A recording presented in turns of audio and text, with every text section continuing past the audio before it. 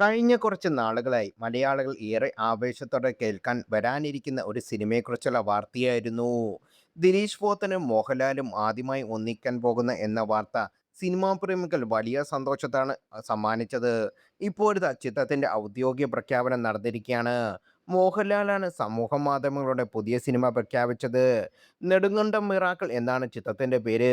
ദിലീഷ് പോത്തൻ സംവിധാനം ചെയ്യുന്ന ചിത്രം നിർമ്മിക്കുന്നത് ജോൺ ആൻഡ് മേരി ക്രിയേറ്റീവിന്റെ ബാനറിൽ അച്ചു ബേബി ജോണാണ്. മലയക്കോട്ടെ വാല്യുമിന്റെ നിർമ്മാതാക്കളായിരുന്ന ജോൺ ആൻഡ് മേരി ക്രിയേറ്റീവ്.